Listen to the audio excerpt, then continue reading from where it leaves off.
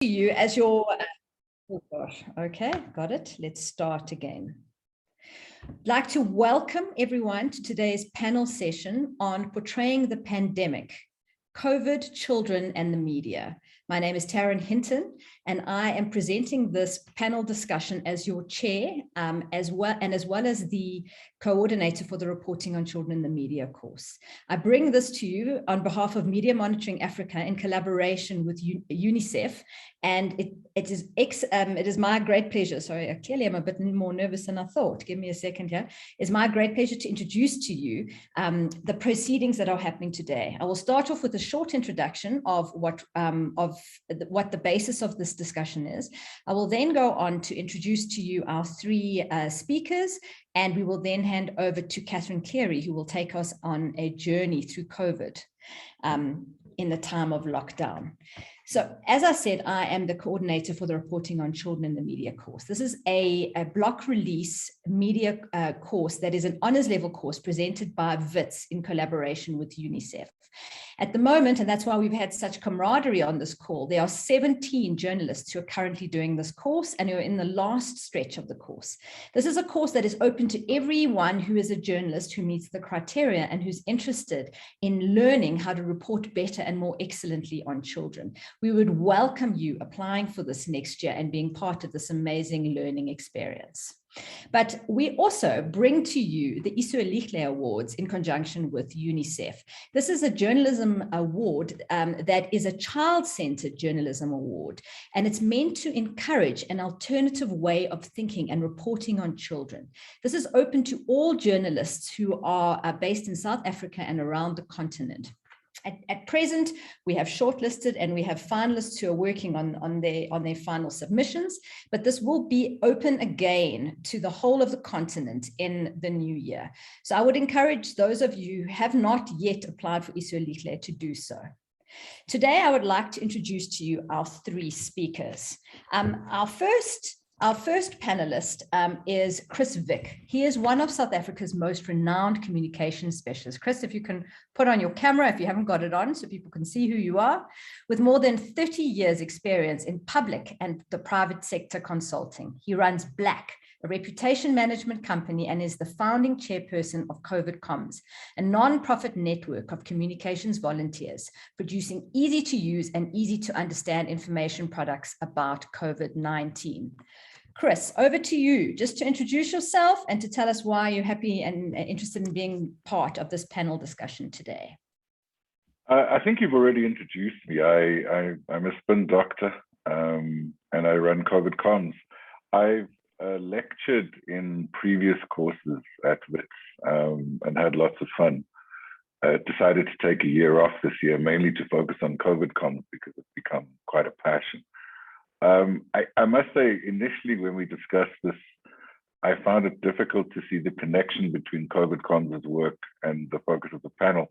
But I think even though our audiences are mainly adult audiences, we've learned some very valuable lessons about campaigning, about networking, and about communicating, which I'm hoping I'll be able to share. And yes, thank you for the opportunity. I really appreciate it. Thanks, Chris.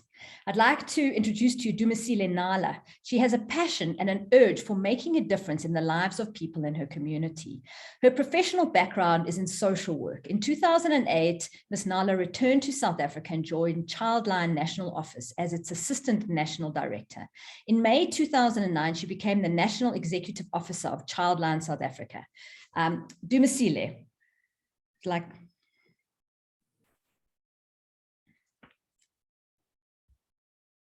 have we got you on the call? I'm here. I don't know if you can see me or hear me. Excellent. Great to have you here. Thank you. Thank you so much for the opportunity. And like Chris, you have really said a lot about who I am and where I come from. It's really an honor to be part of this discussion. And as Childline, we really want to create a society that observes and respects children's rights in South Africa. So it would be good to really think about how in our respective work, we make sure that children's issues are always in the forefront. Thank you for the opportunity. Thank you so much. And then finally, I would like to introduce to you Catherine Cleary. She was the winner of our 2020 Isuelihle Awards for child-centered journalism for her 6-part series on child hunger and nutrition during the height of the COVID-19 pandemic. She will take us through a journey of what it was to prepare for and to finally create and produce this series. Catherine is a health and human rights journalist based in Cape Town, South Africa. I hope the work that she shares with you and the stories that she tells will challenge you, inspire you, and help you think about how important it is for you to now think about participating in the 2022 Isuelihle Awards process. And perhaps you will get the opportunity to do a series like Catherine got to do last year. Catherine. Thanks so much, Taryn. Thank you for that amazing introduction. I think if it's okay, I guess I'll just kind of start. Great, that would be excellent. So when Taryn invited me to be part of this webinar, I was really excited because while I published a 6-part series, there are a lot of things in that series that I couldn't actually voice in some of those stories. And a lot of that are, I wrote about my observations. I wrote about the different people I met, the children I spoke to, hearing children's thoughts about what was going on in the world. But there's a lot of kind of overarching observations that I had. So before I kind of dive into that, I briefly just want to give a shout out to the University of Cape Town Children's Institute. My work would not be possible without the phenomenal work done by the Children's Institute every single year. And the journalists are on this call. And for those that are considering applying for the Isuelihle Awards in future years, definitely look at the Children's Institute. They publish a huge body of work every year called the Child Gauge, and the most recently published Child Gauge actually focused specifically on nutrition, which was the topic of my series. So they do incredible work, and please, it's an awesome resource if you want to do work on children. So I'm going to start kind of at the end of 2019, so before COVID was happening. I was doing some reporting on the Child Gauge, and what really caught my attention were looking at the numbers concerning reported child hunger in different provinces in South Africa. And the first thing that caught my eye was looking at those numbers from KZN, KwaZulu-Natal. Now, KZN's numbers were 2 to 3 times higher than that of any other province. So that's huge, that's really something that stands out. So I thought, why is that? And eventually I visited a small part of KZN, a very rural area of KZN, to take a deeper look at what was going on there. So now what I saw in KZN kind of foregrounds where South Africa was and where South Africa's children were going into the COVID-19 pandemic. So we're looking at, we have poverty, high poverty rates, we have widespread unemployment, we have high HIV prevalence rates as well as TB. We have poor access to healthcare services as well as inadequate healthcare services. We have high population. So when you look at all those things kind of coming together, what does this mean for children? This means that, if money is scarce in a household and housing is also scarce, so you're going to have poor nutrition for children in households. You're going to have potentially poor school attendance. You're going to have a higher susceptibility to either under or over nutrition. And then you're also going to have, with all these things going on, children that don't have parents or don't have caretakers, and you have child-headed households. And in KZN, this is one of the things that I really looked at was what's going on with child-headed households, who's actually taking care of these children, how are these children, actually getting by kind of day to day. I'm just going to share my screen to kind of look at I just want everyone to kind of see a photo. Oh, it says that the host has enabled screen share. Namshada, if you can, Hang on a sec. On it.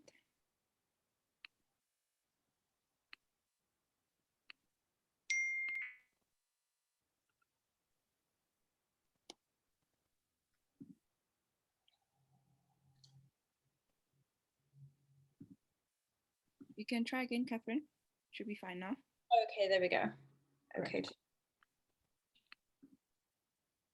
There we go. Okay, so is everyone seeing this picture that's kind of in the center here? Yes, we can see that. a child in the middle, and we have a child that's kind of in the background. We have this bag of this maize meal that's pretty much as large as this child, and we have this single black pot in the middle. Now, this is one child-headed household that I got to visit. And I also want to make clear that visiting households with vulnerable children, particularly child-headed households, the way that I did that was through engaging with local NGOs and civil society organizations, and also all the names of these children and their faces. All of that has been protected to make sure that these children are not identifiable through these stories, that they're not put even further at risk than what they are. So this is a scene that has stuck with me since I began kind of investigating child hunger. This is a rondovel. There's very little furniture in the room. And two children live in here, and the oldest being 13, and the 13-year-old is the head of the household. The parents are out of the picture, whether they've passed away or, you know, there's family complications there. I believe an extended family member makes sure that, you know, the 13-year-old gets some sort of grant money. But overall, I mean, these children really have a poor support structure. Their support structure is certainly not from the government. It's not from a family unit.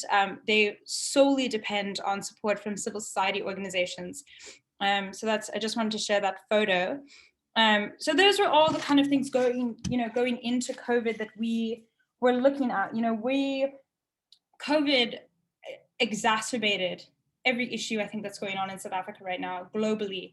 It exacerbated poverty, it exacerbated unemployment, it destroyed the informal trading sector, which is, you know, a lot of people's lives depend on that.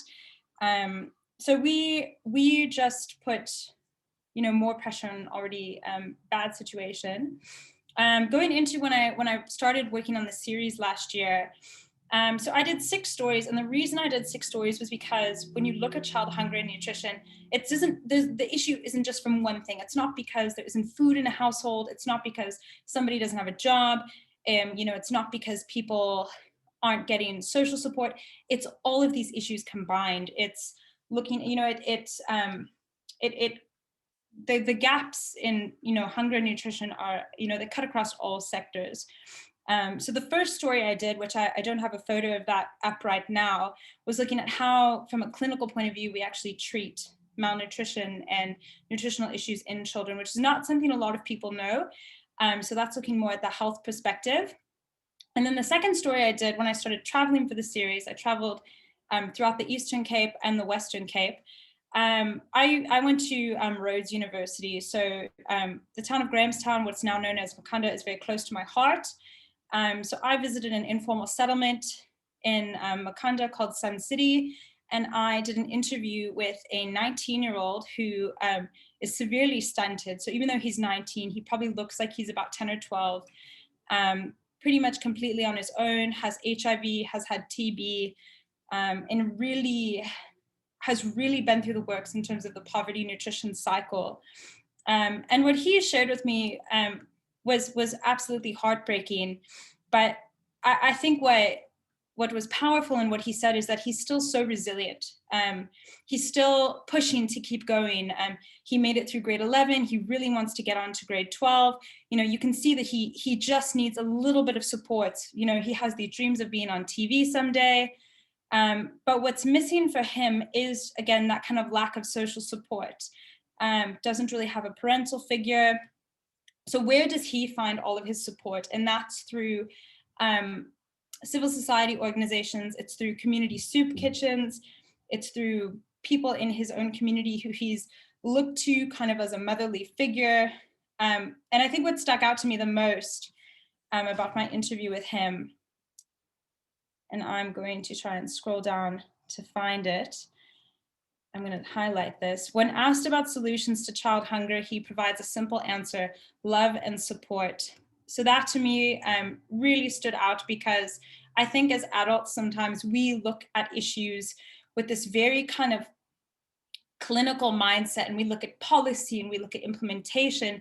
But when you really ask children, you know, what's missing in this picture, sometimes it's as simple yet as complex as love, you know, as someone that's going to listen to them, someone that's going to support them, someone that's going to nurture them and accept them for who they are. So that's something from his story that will stay with me for the rest of my life. Moving a bit further here. So Buto's story was really kind of a first person point of view on a child that experiences hunger and malnutrition and all of these things kind of firsthand. I also took a look at the what was going on in schools and what was going on in ECD centers. So, we know that school meals stopped. Why that had to happen, I don't know. I don't agree with it. It was a huge, it was very unconstitutional in my opinion, and I believe that's what the court ruled as well. Section 27 actually took the Department of Basic Education to court over this matter, and so did Equal Education. So it was declared unconstitutional and a gross violation of the rights of the child, which it absolutely was. So I, again, went to another very rural area of the Eastern Cape, looked at a school that was pretty much off the map and what they were doing to, when school meals were reinstated, how they were coping with that. And I also got some opinions from children, from some of Equal Education's equalizers, about what life was like when there were no school meals. So I'm just going to read this quote. Before the reintroduction of school meals, life at home was difficult. It wasn't easy because there was no one working at home and we did not have anyone to provide a proper meal. When meals at school stopped, I was extremely concerned because it meant that food was very limited, especially for those of us who had close to nothing. Mwanga says that the meals they currently receive at school are not enough and the small portions only help with hunger for a few hours. So,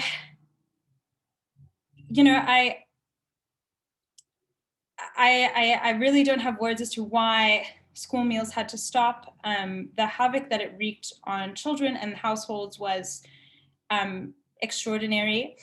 But then you look at what are some of the things that arose from this horrible situation to kind of address these gaps. And one thing that I noticed across the board in the Western Cape and in the Eastern Cape was the rise of community soup kitchens. So I think we all saw on TV those long queues for food parcels in really urban areas. So in Cape Town, we saw, queues for food parcels in Khayelitsha and in some of the larger township areas. But in rural areas, people didn't see that. And rural communities didn't understand quite, why weren't they seeing food parcels? Why weren't they seeing this assistance? Their children are hungry, their children can't go to school. Children weren't going to early childhood development centers. So then you have really, really young children that are, in their first 5 years of life where they're, social and physical development is, of extreme importance, and they're not having access to something that's so pivotal for them. So why aren't people, seeing this kind of social aid? And as a result, you had the rise of soup kitchens, and, as great as it is that communities responded to this in soup kitchens, it's not sustainable, and it's not necessarily, from my opinion, up to, each individual community to, fill this massive gap that the government also has a role to play in. So like I said, I saw that across the board. And with ECD centers there, I think the most noticeable thing is that you're looking at a lack of funding. So you have ECD centers like this one that I have the photo up currently, that are in very, very rural areas. And even though they've applied for their funding, they've seen nothing from the Department of Social Development, or it takes way too long to actually get that funding, on the ground, so that you actually have people that are funding these things out of pocket. And I mean, these are already incredibly poor communities that are trying to, scrounge together whatever they can to make sure that, maybe there's, a small bowl of maize meal for maybe 10 or 12 learners to feed from. One preschool I visited, I think it was actually this one, they didn't have any meals or any food they could give the children. So they would actually walk quite a long distance to a primary school that was across the way to take the scraps of what was left over from that primary school's feeding scheme for the day. So yeah, that's why it says making a meal out of scraps.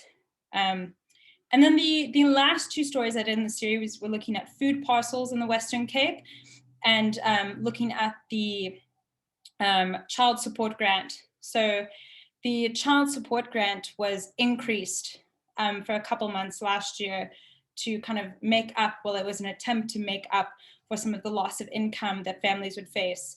But that top up stopped kind of just before the holiday season. So I believe it stopped kind of in September, October, November of last year. And then you had the continuation of the special COVID relief grant, which was largely targeted at men. So all those things combined, they put further pressure on families and households, particularly women, particularly mothers, that were already, suffering from not being able to work, or, not being able to work at all, or not getting as much work as they normally would. You had a lot of debt that was being,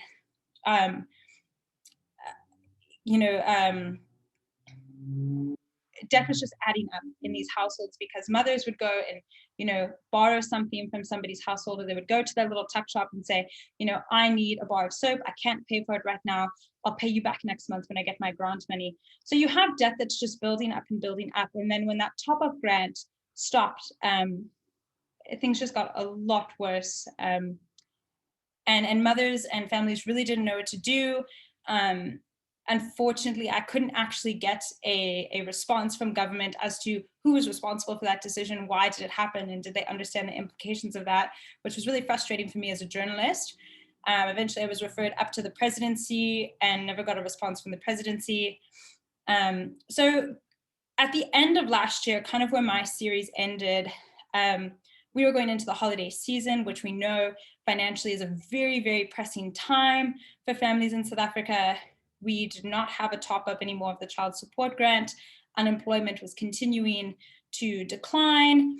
And really, the people filling the gaps through all of this chaos, through all of this doom and gloom, if I can say, are civil society organizations, NGOs, and communities. So this one community in the Western Cape, because they did not receive food parcels, they didn't have access to it in a very rural area in the winelands here outside of Cape Town. Women in this community actually came together and started fundraising and made their own food parcels to distribute within their community. So as beautiful as it is to see that community response, once again, it shouldn't have to be that way. It shouldn't be communities bearing the brunt of a national pandemic, but unfortunately that's what we saw. So I think I'm kind of going over my time now, but I'm going to leave it at that. So I hope that was insightful, but thank you so much, Taryn. Great. Thank you so much, Catherine. That was very insightful. And you made some excellent points that I'd like to pull into a discussion with our panelists. And really, I think to start, we need to understand that when we engage on the rights of children, we often see children in extremes. We see them as symbolizing the best and most angelic, or we see them as symbolizing the worst. We use them as images to reflect what we want, how we want society to feel. And even during the course of the first waves, for example, when we were in hard lockdown, many of the images we saw were of children sitting on fields waiting to be fed with their plastic bowls, for example, if we're looking at it from a point of view of child hunger and extreme malnourishment. And we've seen children in these various very narrow extreme frames. But I think what Catherine did was she framed it more clearly. She said that the gap between hunger and nutrition spans across all sectors, that particularly when it comes to children, we need to stop seeing them in extremes. We need to stop seeing them only insofar as there's a context around the fact that there is extreme hunger or malnourishment. Yes, that is vitally important. But Catherine went on to say that the young man that she interviewed said that what did he need? What was it that would help him to become able to be an active citizen within South Africa? He needed love and support. He showed that he had resilience, but what he needed social support, and it's civil society that has had to step into that gap. This is not just limited to a health perspective when we're talking about COVID. This is across the board. And that is why I've invited Dumisile Nala from Childline also to engage on other aspects of the pandemic. With each of the panelists, I asked them to consider their answers through the framework of COVID past, present, and future, to think about what learnings from the past could be implemented in future waves, and to consider it within the scope of children and their rights as a whole, not narrowly framed to fit an agenda that is being pushed by government or by a specific sector. So my first question is to Dumisile. Dumisile, can we see your beautiful face, please? Thank you so much. So acknowledging that we are here today to discuss children and their rights in the time of COVID and the fact that we are currently making it through the third wave, what learnings from the past do you think we can apply to future waves from a child protection perspective? So in other words, what do you think has been done badly and what can we do better? What can we learn from where we've been, from your perspective and Childline's point of view? Thank you, Taryn. I think Catherine has really given a very solid and overall understanding in terms of what is happening to our children in South Africa, how the system fails them in a number of aspects, and more so during COVID. But in my consideration of the questions, I really came up with two elements which I feel we probably did not do very well. And to some extent, we continue to lack in those areas. And I'm hoping moving forward, one can see a significant change. The first area that I considered was around planning. When COVID hit, I think it caught all of us off guard. And more so when you look at child protection issues and the child protection system at large. So what we saw in March, we went to, I think it was 2000 and I can't even remember now, but we went to extreme lockdown where the country was literally shut. And the impact on children was quite significant in a sense that social welfare or social services, which is supposed to hold and support children and families in need, also went into lockdown. We had a situation where mainly the Department of Social Development, as the custodian of children, that service was not available to children and families. Welfare organizations and other NGOs, everyone had to go into extreme lockdown. So this, in a sense, showed that as a country, we did not have any planning to deal with emergencies or any contingency plans should situations of emergency arise. We did not have plans at all. And looking at what we did as Childline, which was really fortunate at that point in time, is that throughout the years, we managed to be able to have, for example, cloud-based data capturing system. We were able to operate our helpline out of the office setting or remotely. And at that time, as Catherine was saying, we relied heavily on other NGOs, and in this instance for Childline, UNICEF came on board in a great way because they were able to provide us support to be able to purchase data, for example, to be able to purchase airtime so that we were available to children and families. And what we saw, Taryn, at that time is that the numbers that came through our helpline increased significantly, even though it was during a period of lockdown where there was no access to services and other resources, the calls increased significantly. And what we were able to do, because we were not able to refer to social development, for example, the police came on board quite significantly for us as well as Childline, because in cases of emergency, they were really the main source of contact that we had, and they were able to go out and assist children. So as Catherine indicated, this strict lockdown had significant impact on children in terms of food security. It had impact on children in terms of their mental health and mental well-being. Psychosocial support wasn't there. It had an impact in terms of their schooling. And all those important aspects for them were not thought out carefully.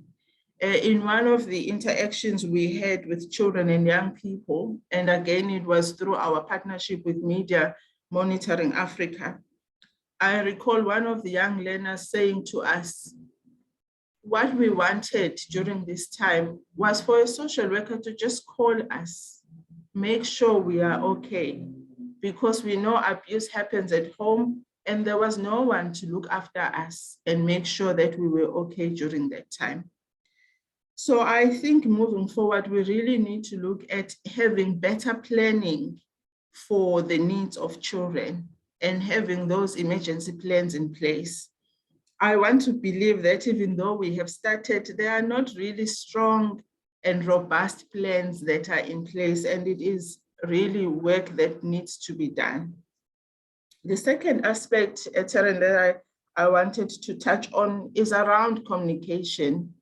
And I think we saw that right from the beginning of COVID, even now, that the communication that we receive from government, and I think probably as NGOs as well, to some extent, we also have to blame in this instance, does not really speak to children. And I can recall right from the beginning, again, in terms of the calls that we were receiving, children did not even understand what this COVID was about. They had no understanding of what they were supposed to do, what it meant. And to some degree, even some adults also did not understand themselves what COVID was about. And as Childline, we then saw that in terms of the calls that we were receiving, COVID-related calls became the #1 topic that children and communities were calling us about. And this has continued throughout this period. And even now, as I was looking at our data for July, for example, COVID remains the top in terms of the nature of calls that we receive. And you would find that children, I remember when we went to level 1, children were calling us and asking, is COVID over now? Because for them it meant things were fine and we can move on. So our counselors had to do a lot in terms of explaining and trying to really make sense of what that meant. And again, issues of schooling, communication around school and what was going to happen to children's schooling and their future, that also still really did not come out clearly for children. And it created a lot of anxiety for them, as much as it did for parents and caregivers. Issues around, I realized that as we were going up and down with COVID, the children were also feeling the same, but with less information than we did as grown-ups. Issues around sale of alcohol, for example. Children, again, when we spoke to them, they were saying to us, but why did not anyone consult and ask us how we felt about the sale of alcohol and the reinstatement of the sale of alcohol? So all those issues were coming up, and I feel moving forward, we need to better think those things through and see how we better communicate them with our children. I think I will stop there because some of them will also be touched on as we continue with the discussion. Thank you, Tam. Thank you so much. You make excellent points around children, and those who've been on the Reporting on Children in the Media course will totally get that children are active citizens. They have a voice, they want to be heard, they have evolving capacity, they have opinions on everything, and yet we don't ask them. They make up 36% of our population, and yet it's very rare that we engage them to find out what they want. And what you've shown us is that they will find ways to try and get answers. And Childline has become a source of information for them on COVID. And there's a massive gap and a lost opportunity that I'm going to engage with on Chris just now. And in fact, maybe I should bring Chris in now. Chris, what do you think about the lost opportunity that is being shared by Dumisile around the fact that children were contacting Childline to find out the simple and excellent information that you've been sharing with adults? I think it's one of a multitude of missed opportunities, and I really hope that we, as a society, learn some lessons from the lockdown so that we are better equipped to rebuild and focus on the future. But if I could maybe talk a little bit about what we've tried to do, and it speaks to Dumisili's point about the state's inability to perform its role. A group of communicators came together very soon after the first lockdown was introduced, because we felt the state was communicating in English on television using medical science. And we felt that the real need for information was in societies which didn't have access to television, where English wasn't the majority language, and where people didn't understand science. So we formed a project, volunteers who worked without pay for about a year and a half, producing infographics initially because they were fairly quick and easy to move on WhatsApp groups. We then graduated into animated videos, and we produced sound files which have been broadcast on the SABC's African language stations.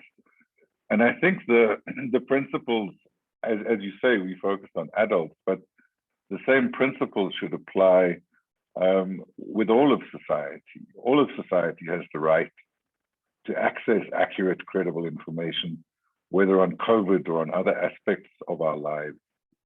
And we're being denied that. I think one of the crucial lessons from COVID comms, and our website is covidcoms.org.za. Sorry, I always try and put it in an advert, is that if you have a like-mindedness among people, and there's an ability, things can happen, things can change. We've been able to change the dynamic around COVID communication. Government is now starting to communicate in multiple languages. It's starting to use plain language. It's starting to look at using traditional platforms, district health workers, etc., to get the messaging out. And I think that's been fortunate. I think at least the opportunity was missed in the beginning, but the state has started to play catch up in the same way that civil society, labor, and business have started to play catch up. And I think there are some lessons about COVID comms, which hopefully we'll have time to discuss later. But one of the key ones is that there is a very strong spirit of volunteerism among South Africans. And there is a stronger civil society sense of ability to make a difference than there might have been before.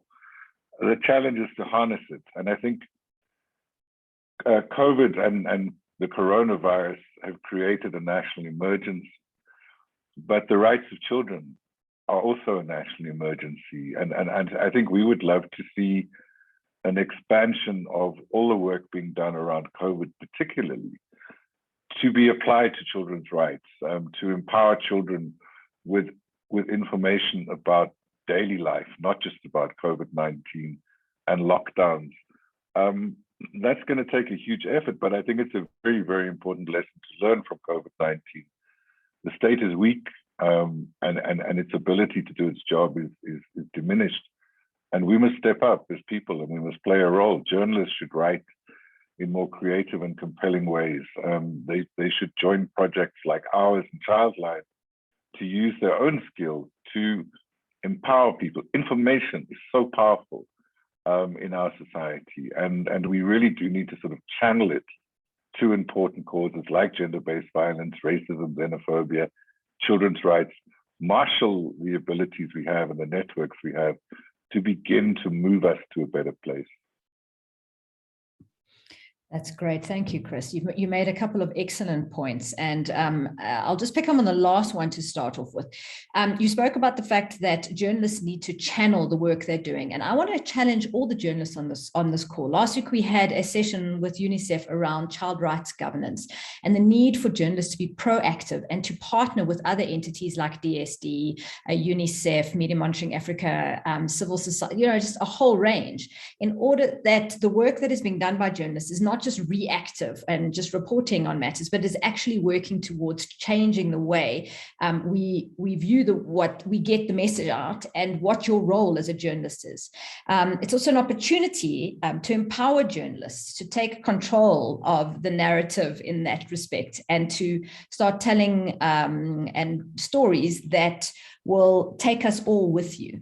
So I'm just challenging each one of you to engage with institutions like COVID Comms with that kind of work and say, how can you partner in that regard? A couple of other things, and I'm going to take this back to Catherine. Chris spoke about the spirit of volunteerism and the rise up of civil society. And Catherine, you also spoke about the people you interviewed said that civil society organizations stepped in and filled the gap.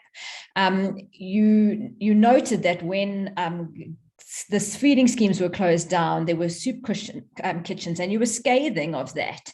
And obviously we all agree, and we could see from the work that was done by Section 27 that it was the wrong move of government to close that down. But how do we take the learnings of what those civil societies did and those soup kitchens did and create a space, how would you say, in what you saw, that we can empower those entities to move forward so that we're working together? A little bit along the lines of what we're trying to do with child's rights governance and what Chris is trying to do with COVID Comms to create a more holistic way of moving forward in the area of child hunger. Sorry, that was a bit complicated, but I hope you get the gist. I think what you have just kind of advised journalists to do in terms of partnering with different organizations and kind of working together, I think that that's what we need to do in the future to avoid these kinds of situations. You know, I'd like to think that if the Department of Basic Education understood, maybe from perhaps a more mental and emotional perspective, what the consequences were going to be for children by halting school feeding schemes. Economically, that might have been what they needed to do, but from a social, mental, and emotional perspective, it was not just for the child, for the school learner. So I think in future, what government can do, I mean, children are very, very vocal. If you ask a child a question, Taryn, I know you know this, anyone who's probably interviewed a child knows that if you ask them something, oftentimes it's hard to kind of get them to move on. If you're trying to kind of cut them off, maybe you've got somewhere to go. Children will tell you, they'll tell you all the solutions to the world's problems if you let them, which is fantastic. Children were very much left out of this decision. Nobody spoke to them to see, maybe a week or so beforehand, the Department of Basic Education could have communicated to schools saying that, we are going to need to stop school feeding schemes. What can we do as a government? What can you do as a school? What civil society organizations can we pull in to ensure that maybe every week we have food parcels that children can maybe come to the school and pick up, or they're delivered to different homes, or there's a collection point within a community that would be safe under the circumstances for children to get a food parcel to take home every week. Children that I spoke to raised this point. They said, why is it that every week we couldn't have, a pickup point to get a take-home food parcel, for our families? Children wanted to be, they want to help. They want to contribute to what's going on in the sense that, we're not only the hungry ones, it's our little brothers, our little sisters, my mom is hungry. No child wants to see that. That's so traumatic. And so children want to be change makers in that respect. But with the way things happened last year, they were denied that ability to kind of intervene.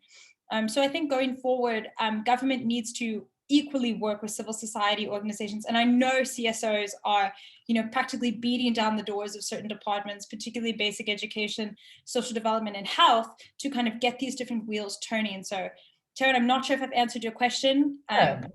I think you've definitely given us a lot of food for thought, and there's a lot of learnings, and that is one of them. It's how to be more proactive and plan for this going forward.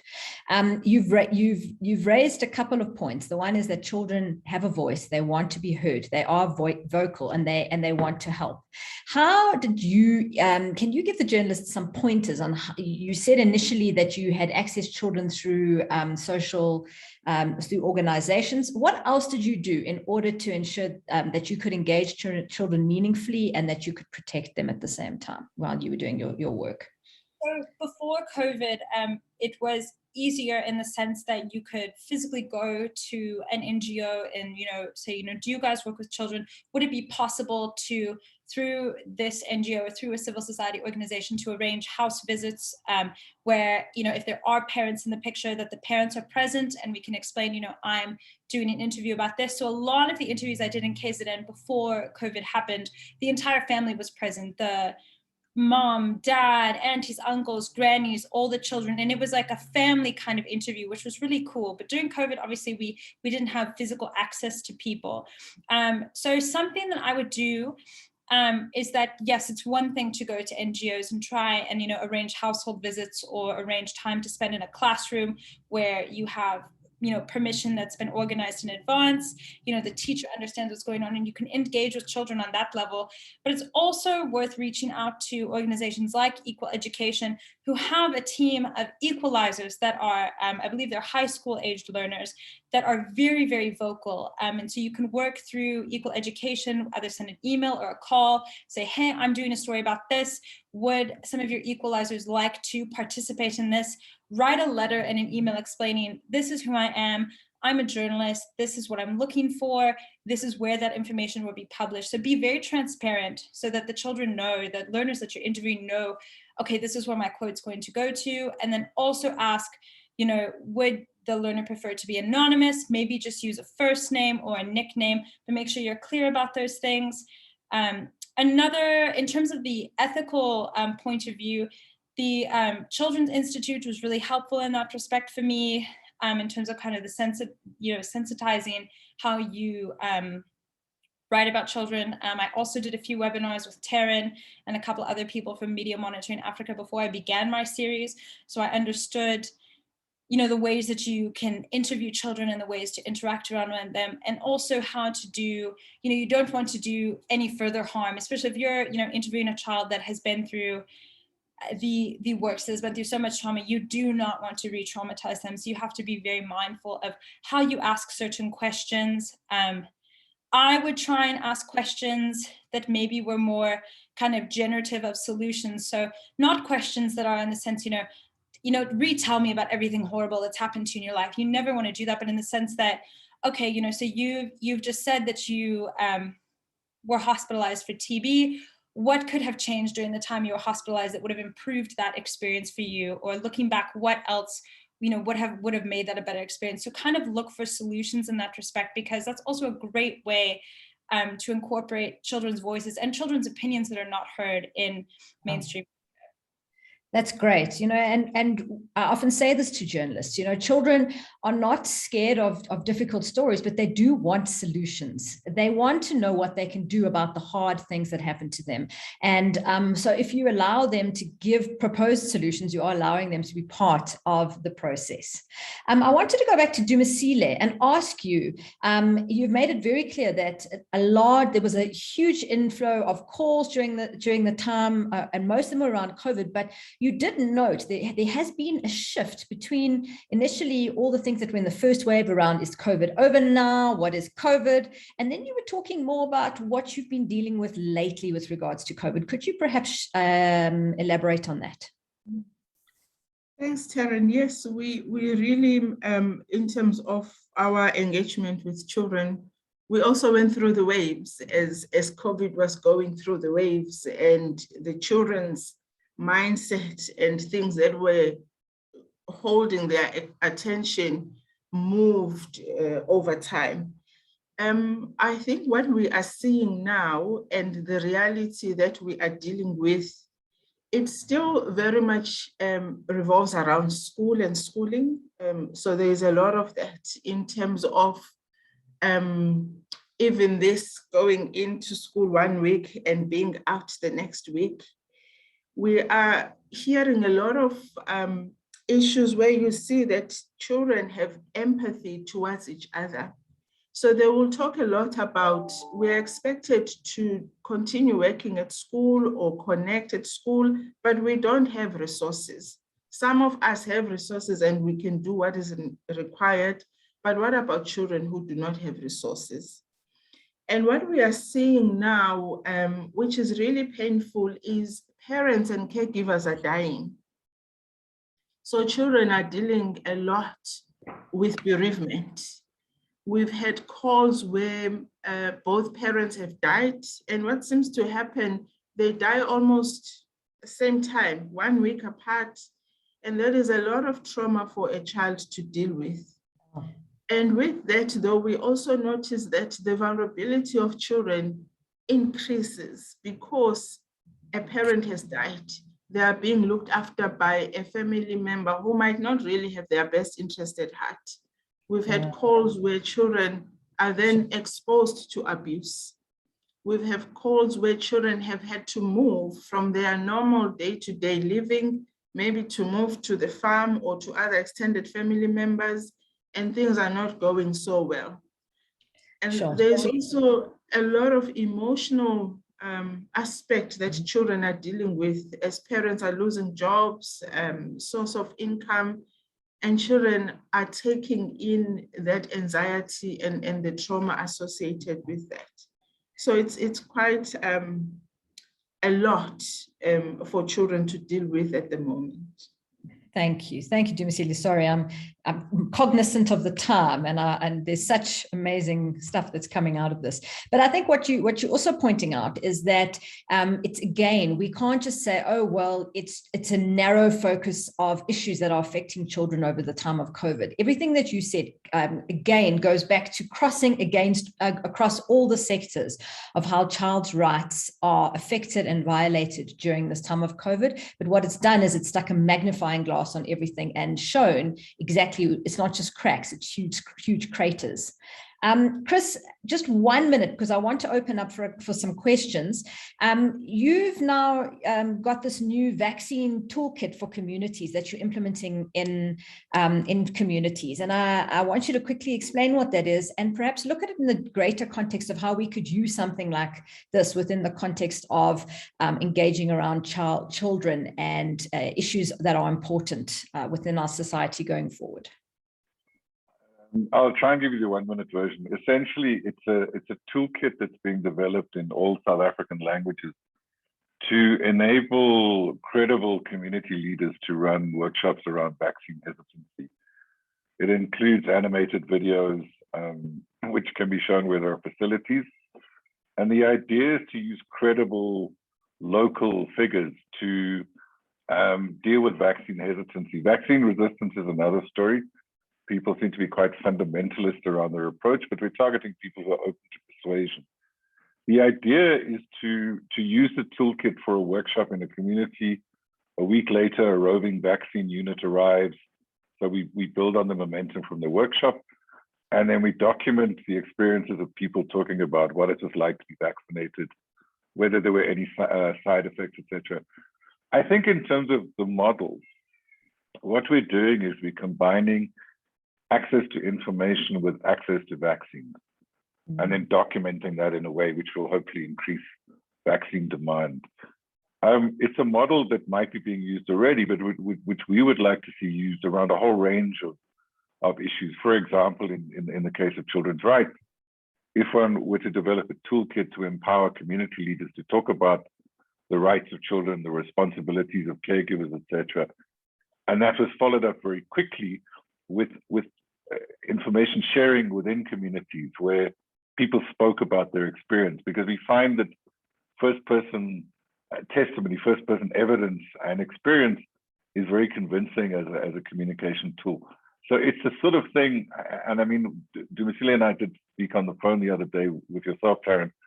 It'd be really cool to look at ways we can use the tools developed during an emergency related to COVID to use those in other emergencies that society faces, gender-based violence, racism, xenophobia, etc.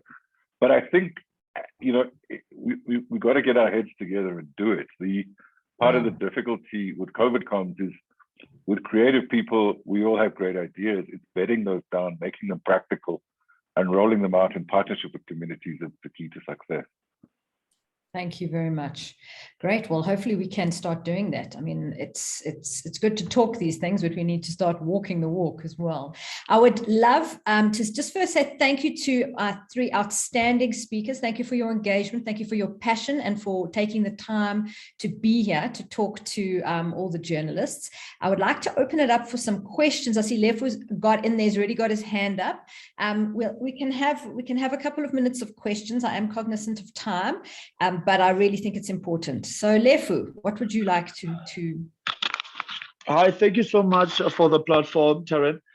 My question actually goes to Dumisile.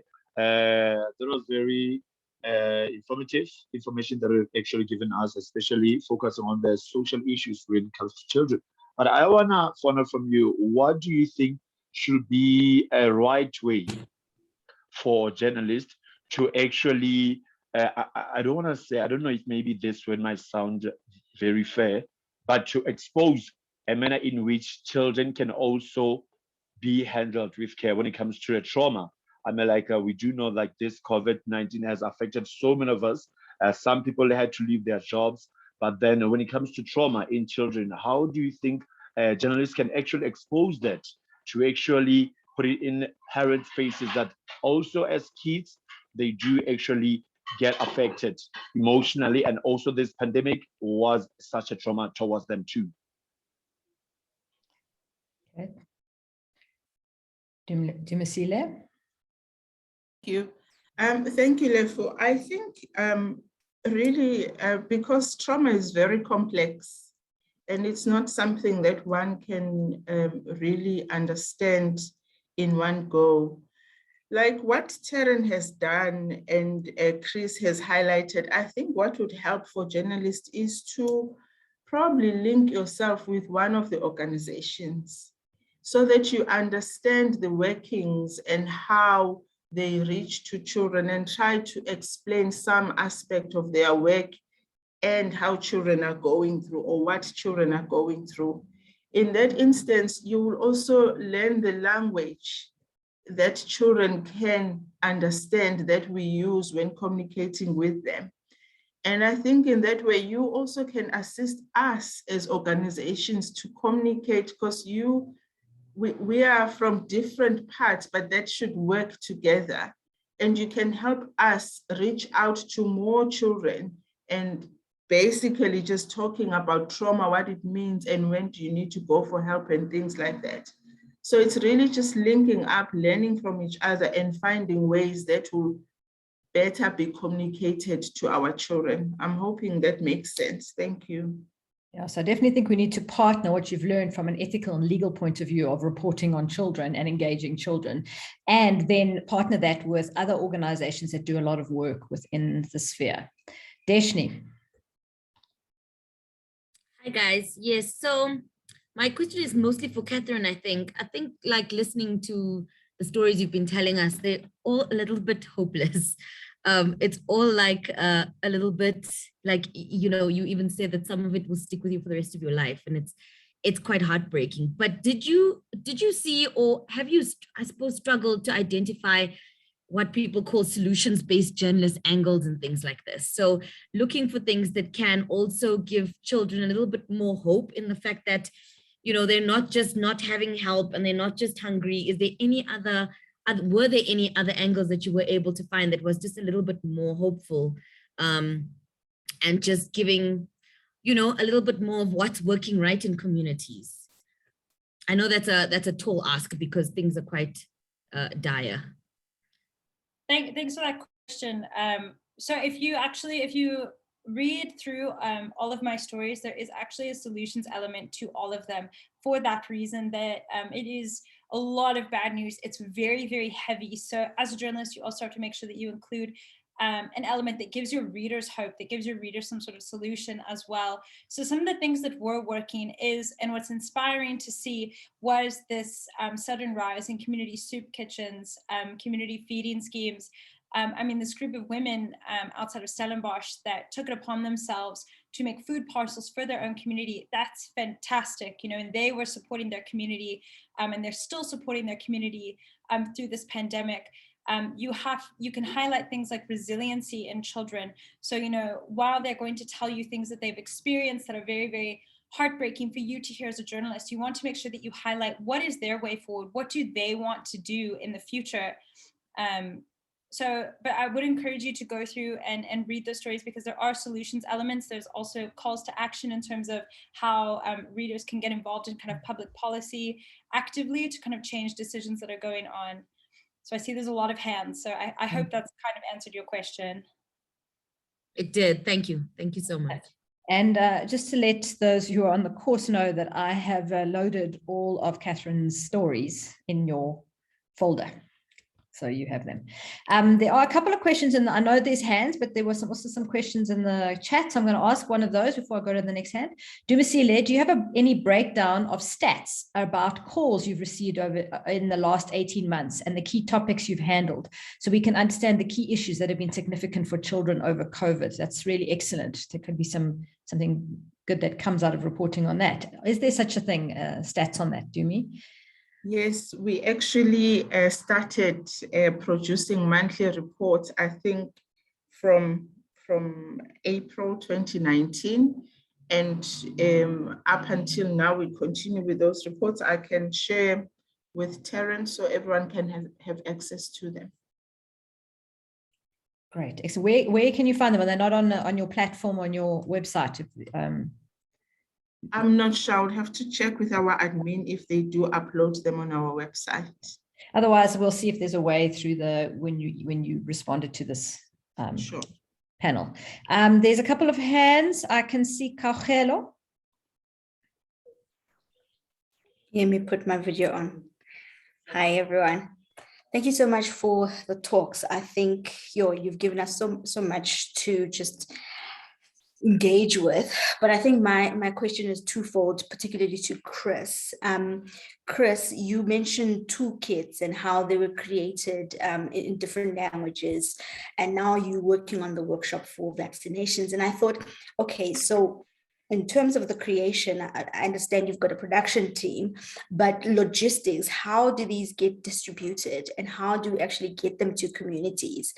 Who are you working with, and how, like for instance, I just thought from the top of my head, the stats that came out last week about the teenagers who fell pregnant, what happens to those communities and how do we actually take the model that you put up there into this particular situation, because that on its own is a whole pandemic.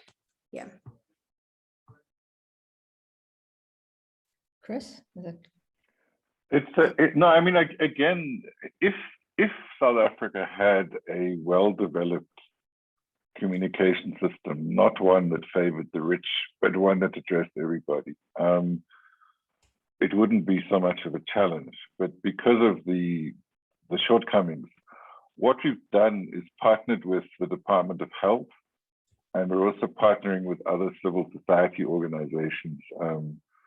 It'll be organizations like Equal Education, Section 27, etc. The combination of state and civil society is important because the state delivers the vaccine, civil society helps organize the workshops, and hopefully that combination. I mean, you can imagine the coordination between the workshop happening on one Monday and vaccine happening the next Monday. Just coordinating that is more difficult than it sounds. Never mind getting people to the workshop and getting them to get vaccinated. But there's a web that's being built essentially, and it is a dual initiative between the state and civil society, which again, hopefully we can use next time there's an outbreak of foot and mouth disease, or next time there's a flood, or next time there are other social issues. So it's an opportunity that's been taken advantage of, and I think the web of people, the combination of state and civil society, will be very useful in future cases. Great, thank you. My alter ego, Taryn. I don't know who that is. Your hand up, Taryn? I don't know what question I want to ask. Okay, Wilhelmine. Hi, yes, my name is Wilhelmine. I am from the Health Systems Trust. I'm not actually a journalist, but this link to this seminar was shared with me during the COVID-19 social listening forum because, yeah, I was interested in the topic. My question is for Dumisile. I just want to know, the NICD has created this resource. It's called Lunga, Lessons with Lunga, and he's our COVID-19 hero. And there are posters and lessons, etc. We sometimes share some of this information on our social media platforms, but I was just wondering whether you Childline is aware that this resource is out there for children to get information. He's a little cartoon character, and if you are aware of it and it has come up in conversations, if you know if it has actually hit the mark, and whether it actually does speak to children. Thanks. That's very interesting. Dumisile? Thank you, Velemin. I am not aware of them, and it would be good to really have sight of them and see in our engagement with children if they would understand and if it makes sense to them, and we can provide feedback. I will share the link to the website in the comments, and then you can have a look. They created this little Lunga superhero character that's supposed to explain COVID to kids. Sure. Great. Thanks. Thank you very much. Okay, excellent, guys. We have run over time now. It's been a very fruitful discussion. I think there's been lots of things to think about, consider. Thank you so much to my guest speakers. You guys have been amazing. You've been passionate, you've been enthusiastic, and you've took what I've asked you and you've expanded on it. So thank you. I hope everyone who participated thoroughly enjoyed the session. You are always welcome to contact us at Media Monitoring Africa, contact myself. We'll see what else we can share with you. And please, again, I say, next year, the Reporting on Children in the Media course will be running. So if you have interest in reporting on children across a wide range of topics, please consider signing up for that. And again, Isuelihle Awards will be ongoing, where there is training also given to you to help you write your stories in a more ethical and responsible and legal manner. Thank you for your time, and I hope you enjoy the rest of your afternoon. Okay. Cheers, everyone. Cheers. Bye. Bye. Bye. Bye-bye. Bye-bye. Bye, everyone. Bye. Cheers. Thanks. Bye.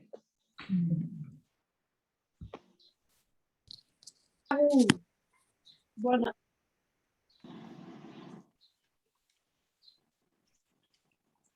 Non ti do